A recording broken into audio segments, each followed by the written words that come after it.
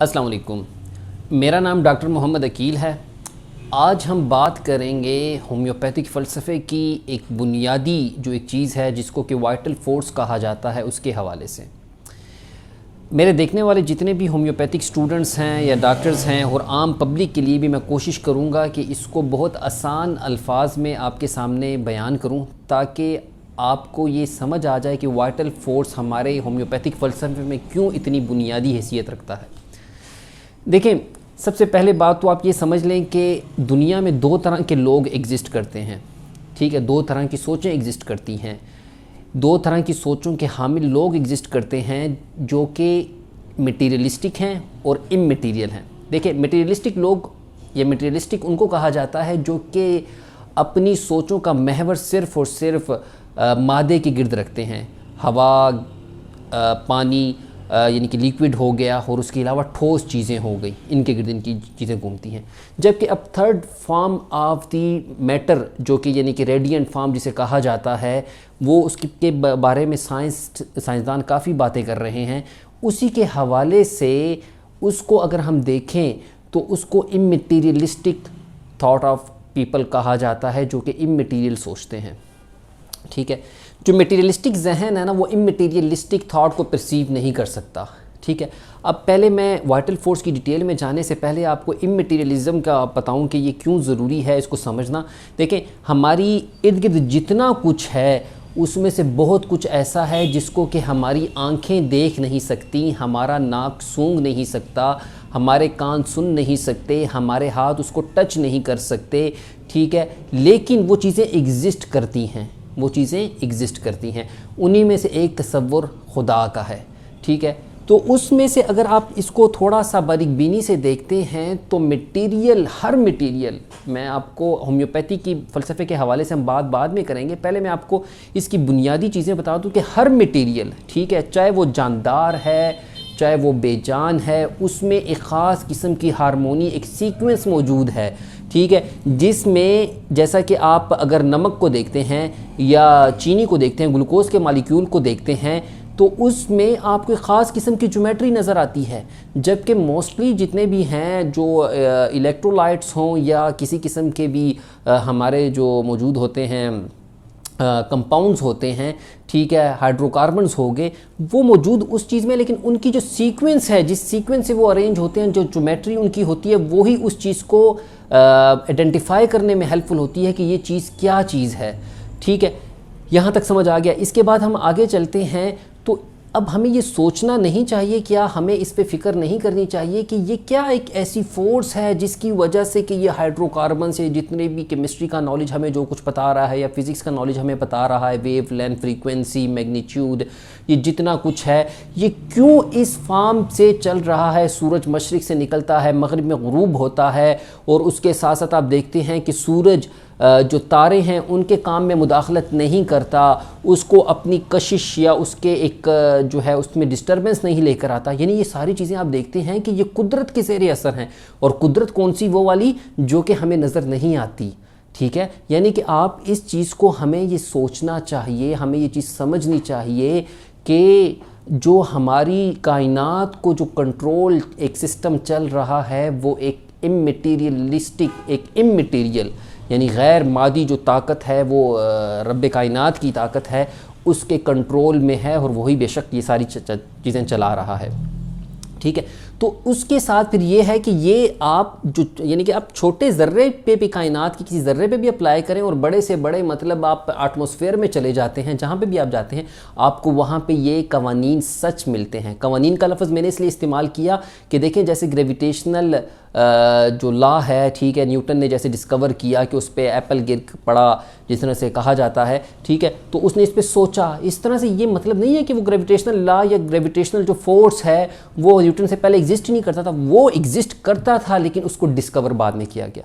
इसी तरह से कायनात में कई सारी चीज़ें ऐसी हैं जो कि इंसान ने आज और आने वाले वक्त में डिस्कवर करनी है, बशर्त ये कि वो उन पे सोचे, ठीक है। तो मैं एक सोच का ज़ाविया आपको देने की कोशिश कर रहा हूँ कि इसमें जो हर एक इकाई है किसी भी चीज़ की, वहाँ पे एक फोर्स एग्जिस्ट करती है जो उस चीज़ को हारमोनी में रखती है, ठीक है, उसको सीक्वेंस में रखती है, उसका जो सिलसिला है, ताकि वो आगे किसी न किसी नाम से पुकारी जाए, चाहे वो मिट्टी है, पहाड़ है, या बर्फ़ के तोदे हैं, या पानी का एक मॉलिक्यूल है, तो उसको एक चीज़ एग्जिस्ट कर रही है जिसको कि वाइटल फोर्स, और मुख्तलिफ राइटर उसे वाइटल प्रिंसिपल, केंट उसे सिंपल सब्सटेंस के नाम से पुकारता है, ठीक है। केंट एक बड़े हमारे मायनाज होम्योपैथ गुज़रे हैं, ठीक है, जिन्होंने इस हवाले से बहुत ज़्यादा राइटिंग्स भी की हैं, तहकीक भी की है, ठीक है। तो मैं आगे चलता हूँ। तो वाइटल फोर्स के बारे में हम बात कर रहे थे। वाइटल फोर्स एक ऐसी पावर है, एक ऐसी चीज़ है जो कि हमें नज़र नहीं आती, लेकिन वो हर जिस्म में, हर एक मटेरियल में मौजूद है, लेकिन वो गैर मादी है, ठीक है। इसको आप वेट नहीं कर सकते, इसका वज़न नहीं ले सकते, ठीक है। ये सिर्फ इंसानों में मौजूद नहीं है, ये पॉइंट आप याद रखें, ख़ासकर होम्योपैथिक स्टूडेंट्स के हवाले से। उनके जहनों में जब हम वाइवाज़ लेने जाते हैं तो हमें मुख्तलिफ इनका वो मिलता है कि उनके जहनों में कंसेप्ट होता है कि सिर्फ इंसानों के साथ नहीं, ये तमाम जानदार और इवन के अगर कहा जाए कि बेजान जो चीज़ें हैं, पहाड़, उनमें भी एग्जिस्ट करता है, हर एक मॉलिक्यूल में, हर एक डीएनए के जो पार्टिकल है, आपका न्यूक्लियस है, प्लांट्स में, ठीक है, हर चीज़ में ये वाइटल फोर्स एग्जिस्ट करती है, ठीक है। तो वाइटल फोर्स को हम क्यों समझना चाहते हैं इसके बारे में एंड में मैं बताऊंगा, ठीक है। लेकिन वाइटल फोर्स की अगर हम प्रॉपर्टीज़ की बात करते हैं तो वाइटल फोर्स डायनेमिक है, ना नज़र आने वाली क़ुव्वत, जिसका असर, जिसका एहसास तो हम महसूस कर सकते हैं लेकिन वो नज़र हमें नहीं आती, ठीक है। इसके अलावा ये देखते हैं कि वाइटल फोर्स इंटेलिजेंट है, ठीक है। वो जिस जिस्म में एग्जिस्ट कर रही है, जिस जिस्म में मौजूद है, वहाँ पे उसको बड़े जहानत से उसको चलाती है। यहाँ पे एक क्वेश्चन अराइज होता है, मैं मतलब इसको एक सीक्वेंस के साथ नहीं जा रहा, मैं जितने भी हमारे पब्लिक में सवालात होते हैं, होम्योपैथिक स्टूडेंट्स के सवालात होते हैं, मैं उनको समअप कर रहा हूँ, ठीक है। कुछ लोग समझते हैं कि इम्यून जो सिस्टम है उसको वो वाइटल फोर्स कहते हैं या वाइटल प्रिंसिपल कहते हैं। नहीं, वाइटल फोर्स इम्यून सिस्टम और इनसे ऊपर की चीज़ है। आपका हार्मोनल सिस्टम हो गया, आपका इम्यून सिस्टम हो गया, आपका नर्वस सिस्टम हो गया, आपका कार्डिक सिस्टम हो गया, आपका हेपेटोबिलिटी सिस्टम हो गया, आपका रीनल सिस्टम हो गया, ठीक है। इन सब को एक सीक्वेंस में गुजारने के लिए एक, चूँकि आपको पता है कि ये सारे सिस्टम एक कोऑर्डिनेशन के तहत चल रहे हैं, और इनके दरमियान जो कोऑर्डिनेशन का लेकर आ रहा है वो और कोई नहीं है, वो आपकी वाइटल फोर्स है। वाइटल फोर्स हर एक खुलिये में मौजूद है, और वो खुलिये जब इकट्ठे जैसे होके एक सेल्स इकट्ठे होके एक टिशू बनते हैं, बाफ्त बनती है, इसी तरह से वाइटल फोर्स इकट्ठे होते होते एक जिस्म की शक्ल या एक जिस्म में रिजाइड करती है, ठीक है। इसके अलावा आप ये देखते हैं कि ये वाइटल फोर्स कंसिस्टेंट है, ठीक है। ये वाइटल फोर्स अपनी जो इकाई है उसको मेंटेन रखती है। अच्छा, एक अहम बात यहाँ पे याद रखें कि एक सवाल अराइज होता है कि क्या वाइटल फोर्स हम रूह को कह दें? नहीं, वाइटल फोर्स रूह नहीं है, वाइटल फोर्स रूह से नीचे की, और इम्यून सिस्टम और ये जो बाकी सिस्टम जिनके मैंने नाम लिए उनसे ऊपर की चीज़ है, ठीक है। ये आप बात अपने जहन में क्लियर रखें। वाइटल फोर्स एक्चुअली रूह की जारीपन है। देखें, कहीं पे आप ये देखते हैं कि किसी की, एक बंदा ज़िंदा है, ठीक है, तो उसमें भी वही सारे केमिकल, वही सब्सटेंसेस मौजूद हैं, लेकिन जब उसकी रूह से छोड़ जाती है, ठीक है, तो उसका सीक्वेंस तो वो है, लेकिन वो चीज़ें परफॉर्म नहीं कर रही होती। क्यों नहीं कर रही होती? कि उसका जो वाइटल प्रिंसिपल है या वाइटल फोर्स है वो भी आहिस्ता आहिस्ता वहाँ से चला जाता है जब रूह चली जाती है, ठीक है। तो अक्सर रूह के बारे में कहा जाता है कि रूह आखिर में क्या है, तो इसके बारे में हमें अल्लाह ताला ने कुरान मजीद में वाज़ी अल्फाज में कह दिया कि पूछा गया कि ये सलून कानी रूह, के रूह के बारे में पूछा गया कि रूह क्या है, कुल रूह मिन अम्रिल्लाह, कह दीजिए कि रूह अल्लाह ताला का अमर है, ठीक है। तो रूह जो है वाइटल फोर्स से ऊपर की चीज़ है, ठीक है, और वाइटल फोर्स उसके नीचे है, और बाकी जो सिस्टम्स हैं उनको डायनामिक फॉर्म में चलाने के हवाले से जो ड्राइविंग कर रही है हमारे जिस्म की, वो हमारी वाइटल फोर्स है। अच्छा, ये वाइटल फोर्स प्लांट्स में भी एग्जिस्ट करती है। किस प्लांट्स ने कौन सी खुशबू देनी है अपने फूलों से, ठीक है, किस प्लांट ने कितना ग्रो करना है, ठीक है, वो उसकी जीन्स डिटरमिन कर रही हैं, लेकिन किस इन्वायरमेंट में, जैसा कि स्ट्रेस का इन्वायरमेंट आ जाता है। अच्छा, मैं यहाँ पे आपको बताऊँ, देखें कि कई सारे जंगलात में आप जाते हैं जो कि कुदरती जंगलात हैं, वहाँ पे आप क्या हैरान नहीं होते अल्लाह ताला की कुदरत देखते हुए कि एक पौधा दूसरे पौधे से ख़ास एक फासले पे मौजूद है, वहाँ पे पगडंडियाँ कुदरती तौर पे बनी हुई हैं, चलने के रास्ते बने हुए हैं, ठीक है, वहाँ पे कोई मेंटेन करने वाला माली नहीं है। तो ऐसा क्या है कि वो प्लांट एक दूसरे से दूर हैं? उनकी वाइटल फोर्स उसे मजबूर करती हैं कि आप अगर इतने फासले पे रहेंगे और तो आपको न्यूट्रिशन ज़मीन से ज़्यादा मिलेगा। इन्वायरमेंट, अपने माहौल के मुताबिक जो एडजस्टमेंट वो कर रहे होते हैं, ठीक है, तो उसको कौन करवा रहा होता है? वो वाइटल फोर्स करवा रहा होता है, ठीक है। नहीं तो वो भी हाइड्रोकार्बन से, उन्हीं चीज़ों से बने हुए हैं, तो इनकी स्ट्रक्चर क्यों मुख्तलिफ है?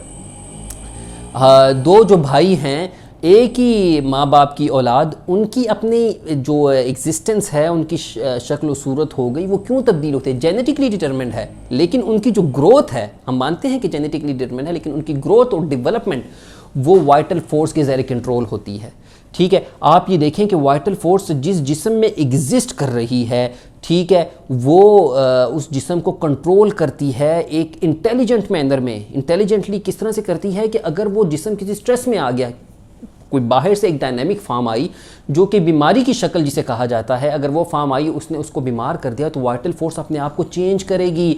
वो साइन एंड सिम्टम्स में पुकारती है, ठीक है, कि जिसकी वजह से ये जो साइन एंड सिम्टम्स आ रहे होते हैं, दर्द के आ रहे होते हैं, साइकोलॉजिकल लेवल पे आ रहे होते हैं, ठीक है, ये वाइटल फोर्स की पुकार होती है हेल्प के लिए। तो वाइटल फोर्स कितना अहम रोल प्ले करती है हमारे जिस्म में, आप इससे अंदाज़ा लगाएं, ठीक है, कि वाइटल फोर्स चेंज होती है कभी। अच्छा, जब वो बड़ी हेल्दी होगी, उसका इन्वायरमेंट, उसका जो इंटरनल जो मामला है, वो अगर वाइटल फोर्स के कंट्रोल में है, तो आप लाइफ को एंजॉय करते हैं। आपकी इंटेलिजेंट, आपकी अंडरस्टैंडिंग, वो भी जो कि वाइटल की फोर्स के कंट्रोल में है, क्योंकि वाइटल फोर्स उस वक्त स्ट्रेस में नहीं है, तो आप अच्छा परफॉर्म कर पाते हैं, ठीक है। अच्छा, इसके बाद देखें कि वाइटल फोर्स डिटेक्ट सिर्फ और सिर्फ क्वालिटेटिव बेसिस पे की जा सकती है। क्वालिटी क्या है वाइटल फोर्स की, ठीक है, आप इसको क्वांटिटेटिव बेसिस पे नहीं कर सकते। जैसा कि मैंने बताया कि रूह को आप क्वांटिटेटिवली मेजर नहीं कर सकते, उसका वेट आप नहीं कर सकते। जिस्म उतना, एक बंदा जो जिंदा हालत में 75 kg था, ठीक है, अगर वो उसकी डेथ हो जाएगी तो डेथ के बाद भी वो 75 किलो का ही रहेगा। वो ये नहीं हो जाएगा कि वो जो है ना रूह के प्रवास करने के बाद, ये तो आप मानते हैं कि कोई ना कोई चीज़ तो एग्जिस्ट करती थी जो कि चली गई जिस्म को छोड़ के। तो क्या मतलब, इससे क्या हासिल हुआ कि मकीन अंदर कोई और है, ये मकान है सिर्फ, ठीक है। और आप ये समझें कि कहा गया है कि अल्लाह नूर समावाति वल अर्द, के फ़र्श और ज़मीन और आसमान में जो कुछ है, ठीक है, वो अल्लाह ताला का नूर है, ठीक है। तो ये सारा का सारा एक एक सिलसिला चल रहा है, जिसकी वजह से कि ये सूरज, चाँद, सितारे और आप जितने भी कहकशाएँ देखते हैं, ठीक है, सारे के सारे एक सीक्वेंस में जा रहे हैं, ठीक है। इनमें अब मतलब ये अपनी अपनी तौर पे एक वाइटल फोर्स इनमें एग्जिस्ट करती है, ठीक है। तो हम ये कहते हैं कि वाइटल फोर्स अडेप्टेशन की भी एबिलिटी रखती है। देखें, विंटर में आपको कौन मजबूर करता है कि आप जो है ना, मतलब ये जो जिसको कि फिजियोलॉजी में लिखा जाता है कि ये कंपनसेटरी मैकेनिज़्म चलता है, कंपनसेटरी मैकेनिज़्म कहता है, लेकिन उसको मजबूर कौन करता है उस चीज़ पे? क्या सोचा, क्या दिमाग उसको मजबूर करता है? दिमाग तो आपकी कैलकुलेशंस कर रहा है। क्या उसको दिल कर रहा है? नहीं, दिल तो हार्ट बीट कर रहा है। यानी कि सर्दी में आपको कपकपाने पे या टेम्परेचर रेगुलेट करने पे दिमाग को जो ऑर्डर दे रहा है वो आपकी वाइटल फोर्स है, ठीक है। गर्मी में आपको जो मजबूर कर रहा होता है कि आप खुले कपड़े पहने, आपको पानी पीने पे, आपको लिक्विड इंटेक बढ़ाने की तरफ जो तवज्जो ज़्यादा जाती है, ज़्यादा जब टेम्परेचर होता है या साए की तलाश में आप जाना चाहते हैं, प्लांट्स भी इवन, ठीक है, आप इंसानों की बात छोड़ें, प्लांट्स में, जानवरों में, बेज़ुबान जानवरों में, उनमें भी ये सलाहियत पाई जाती है, चाहे छोटे से छोटे वो कीड़े हैं, ठीक है, कि वो उनमें जब मौसम के लिहाज से नकलो हरकत होती है, वो किसके ज़ेरे असर हो रही है, उनको ये शऊर किसने दिया? उनके अंदर भी वाइटल फोर्स एग्जिस्ट करती है। अल्लाह ताला ने एक डायनेमिक एनर्जी, ये फ़्लो ऑफ एनर्जी है, ठीक है, इसको आगे जाने वाले वक्त में, अभी तो रिसर्चेज इतनी हो रही हैं कि क्वांटम मैग्नेटिक जो एनर्जीज़ हैं उसके साथ इसे रिलेट किया जा रहा है, ठीक है। अच्छा, तो अब हम इस पे ये करते हैं कि देखें, जो इस पे वाइटल फोर्स पे, इस पे ग्रेविटेशनल लॉ हो गया, ये किसी किस्म के जो हमारे इर्द गिर्द जो कुदरती कवानीन मौजूद हैं वो अप्लाई नहीं होते। अप्लाई होते हैं, कौन से अप्लाई होते हैं कि होम्योपैथिक लॉ इस पे अप्लाई होते हैं, ठीक है। होम्योपैथिक लॉ से मुराद जो हमने हनीमन साहब ने इस्तेमाल किया इससे, ठीक है, तो उसका मतलब ये है कि ये फितरत के कवानीन हैं।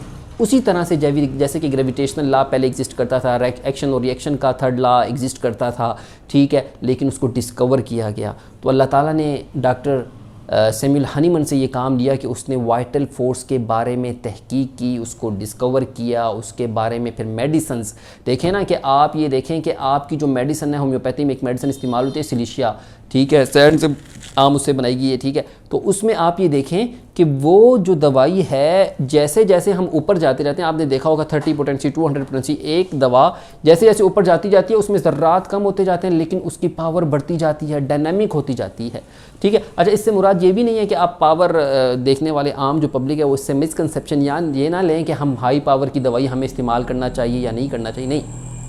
वो एक होम्योपैथिक जो डॉक्टर है उसी की ज़ेर निगरानी में उसे पता है कि क्या चीज़ आपको किस वक्त अप्लाई करवानी है, ठीक है। तो वाइटल फोर्स को मैं यहाँ पे समअप करता हूँ। देखिए, वाइटल फोर्स एक डायनेमिक ना नज़र आने वाली कुव्वत है जो कि रूह से कम लेवल पे और आपके जो बुनियादी आपके सिस्टम्स चल रहे हैं जिस्म के, उनसे ऊपर की चीज़ है जो कि इनको कोऑर्डिनेट कर रही है और इनको चला रही है। और ये सिर्फ़ और सिर्फ इंसानों में नहीं, तमाम जानदार, इवन के जो मटेरियल फार्म्स हैं जितनी उनमें एग्जिस्ट करती है, ठीक है, उनको हारमोनी पे रखती है। अगर वाइटल फोर्स इसमें से निकाल दी जाए, ठीक है, अब उनमें रूह तो नहीं है ना, हम उसको रूह तो नहीं कह सकते, नहीं तो वो भी उसी तरह से मतलब वो करते हैं, लेकिन ये चीज़ें देखें पुकारेंगी, जहाँ पे हम जो रिएक्शंस हम कर रहे हैं, हमें कहा गया कि क़यामत के दिन ये सारी चीज़ें हमारी गवाही देंगी, ठीक है। तो इस हवाले से ये देखें कि इनमें कोई चीज़ एग्जिस्ट ऐसी करती है जो कि उड़ जाती है जब ये चीज़ें तबाहकुन होती हैं। एक जगह पे मैं पढ़ा तो कहते हैं कि कुदरत की बनाई हुई जो चीज़ें हैं,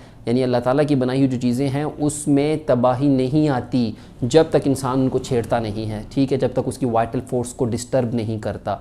जब इंसान डिस्टर्ब कर लेता है तो उसके बाद आता है, ठीक है। तो ये वाइटल फोर्स का कंसेप्ट बुनियादी कंसेप्ट था। इसके हवाले से चूँकि आपकी जो होम्योपैथी की हमारी अद्वियात हैं वो वाइटल फोर्स के इर्द गिर्द घूम रही हैं, ठीक है। हमने ठीक ही वाइटल फोर्स को करना है। इस पे आने वाले वक्त में हम बात करेंगे कि वाइटल फोर्स को कैसे ठीक करना है, ठीक है, क्यों मेडिसिन डायनामिक फार्म में क्यों दी जाती हैं, ये हम इंशाल्लाह आगे बात करेंगे। अल्लाह ताला आपका और हम सब का हामी नासिर हो। अल्लाह हाफिज़।